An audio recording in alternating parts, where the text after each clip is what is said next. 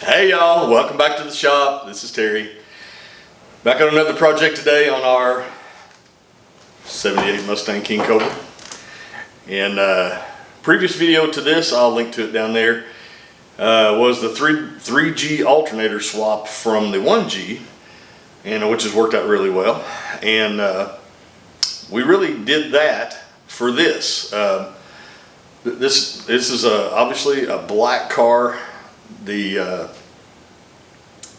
cars are notorious for huge underhood temperatures. Everything's just packed in these cars. Not much room for anything, and it's not overheating, but it's just warmer than I'd like for it to be. We've kind of had quite a deal getting the AC set up on this car. I'll be doing another video once we get this done, kind of highlighting the AC and some of the other things that we've changed in this car. But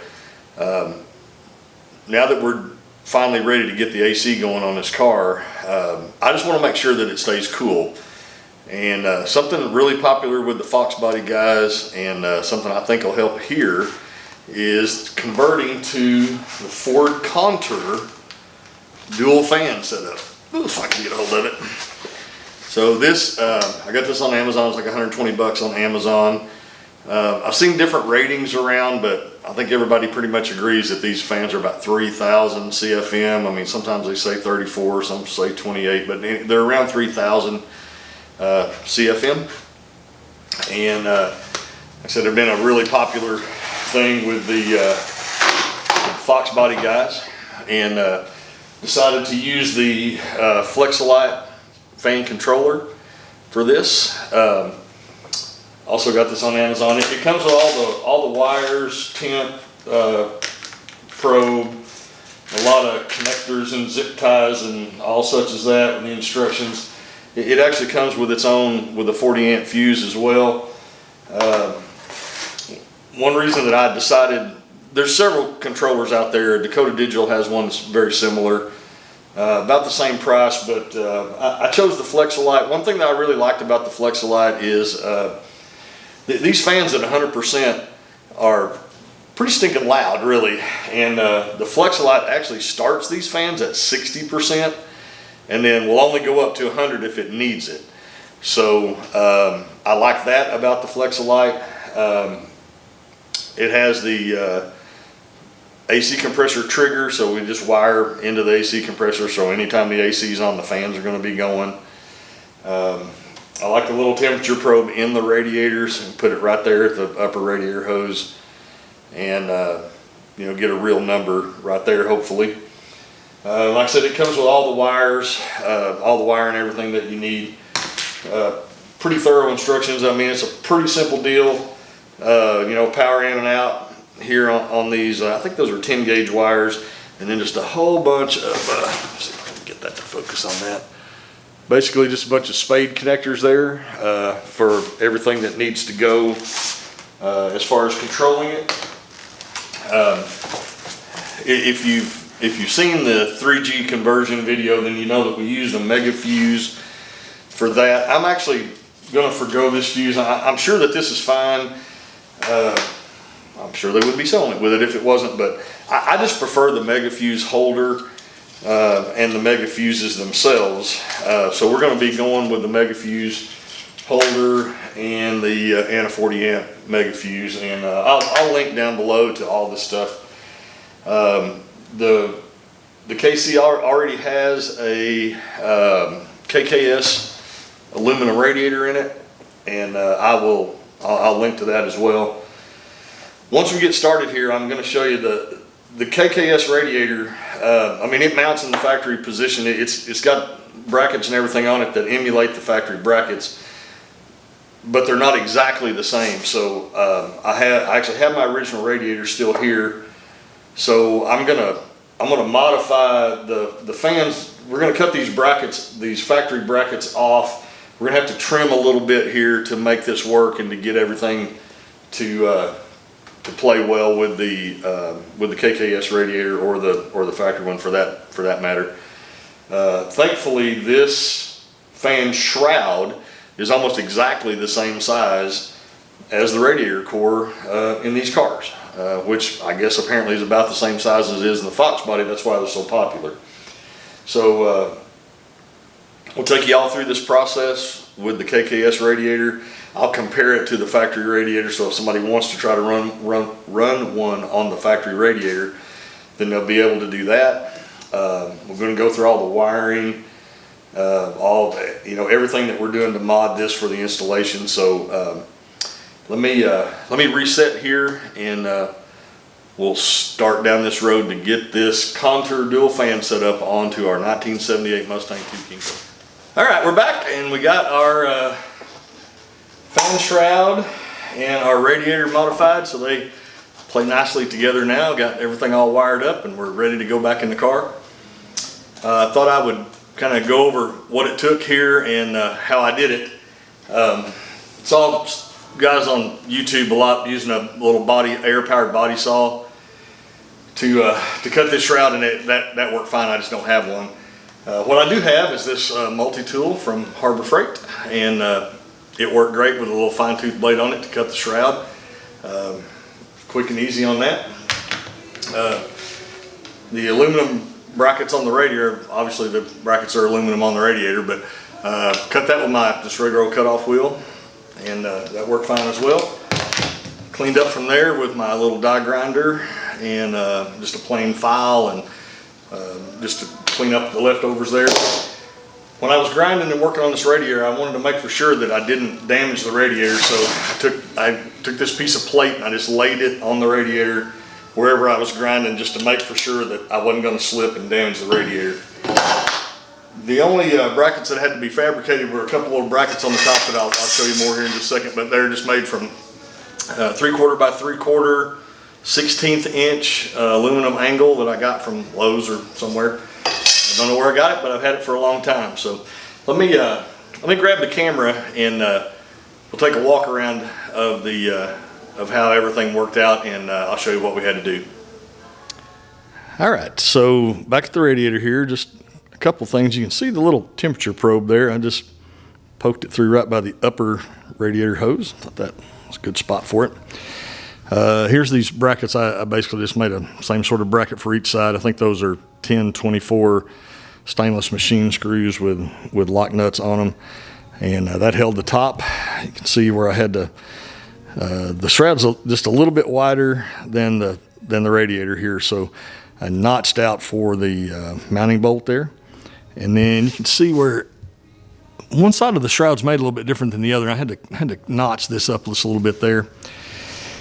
Some pretty major surgery here on the radiator. You can see how big this bracket was, and it just will not clear that fan. So I'm going to cut the bracket down, and it'll focus there maybe. Changed over to 1/4 20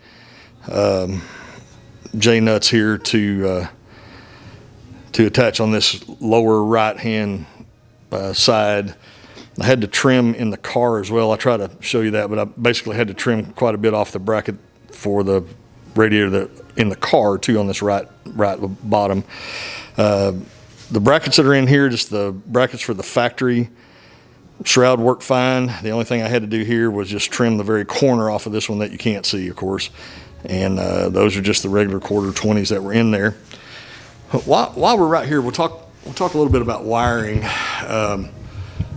This has to be wired. It would make more sense to go up through the middle here, but than all the way around with this wiring. But it is so close. There's literally 3/8 of an inch from the water pump pulley to the fans right there. So there's just not enough room to put the wire up the middle. So ran the wires all around the outside, and it connected to the fan plugs. These are proprietary fan plugs. I got them on Amazon. I'll link to that, of course. And connected to those wires with heat shrink butt connectors. And then on up here, where there's actually 3 wires coming together, coming out of the power and the ground coming out of the controller for the fans, I soldered these connections and put heat shrink on them. Okay, down here in the corner, there was a resistor here, and obviously it's right in the way, so I trimmed all of this off to make room for that. No modification to the bracket here. And the only modification to the radiator mounting bracket was just to notch this corner out to get some clearance there. So another bracket over on this side, same exact little thing that I made for the other side. So that is that. Pretty simple once I figured it out. And let me reset here, and I will get this in the car and we'll look at some wiring. And I've actually already wired everything over there for this, for the controller. And it's pretty simple from here. There's just, of course, this is the temp sensor wiring here. And we got key on power, and we got the AC trigger for the compressor in there. And that's all there is to it. And the controller is just bolted on there with those same, like I said, I think they're 1024 machine screws and nuts. So let me reset, and we'll get this thing in the car. All right, our install is complete, and I'm tickled to death with it. It's been a few days, and we've been able to get our AC charged and ran all around. I've driven it quite a bit the last couple of days, and this has absolutely solved the heating problem. We have days in the upper 80s, around 90, and it runs barely over the halfway mark.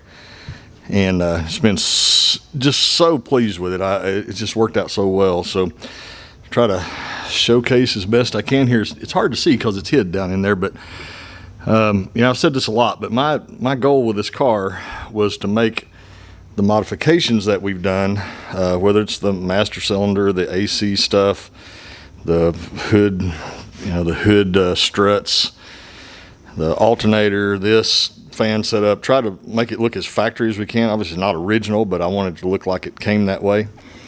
So fit right in there. It's pretty tight. It's about 3/8 of an inch from the center there to the water pump pulley. A little bit more room with the AC condenser, or compressor, I mean, but not a lot. But like I said, it's actually worked out perfect. I'll show you what we got going on here for what I did with the fuse, and we talked about this before, but this is a mega fuse, and just see what's going on there. And I'm pretty well known for a lot of overkill sometimes, and this is probably one of those times. But I don't care. I wanted it to be the way I wanted it to be. So I bought this positive battery cable on Amazon. Of course, I'll have a link. But it's got a 4-gauge wire coming to the starter solenoid and a 6-gauge wire already attached to it.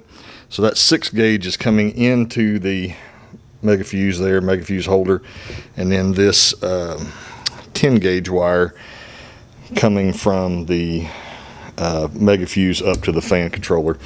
And I'm tickled to death with this controller. It's the Flex-A-Lite controller, and it cycles perfect. It's adjustable, but I didn't adjust it. It seemed like it's set up perfectly the way it is. So I just left all that alone. So I got another video, but the 130 amp alternators worked out really well. So yeah, this all looks, if I can get it, like I said, kind of hard to see, I know, but I think basically it looks about as factory as you could possibly ask for in there. And so far, I think the fans are just kind of idling. They start at 60%, and I don't think they've run much more than that. Even during the process of charging the AC when the car was sitting still and ran forever when we were trying to get that done, I had a clamp-on amp meter on here, and I never saw it over 13 amps.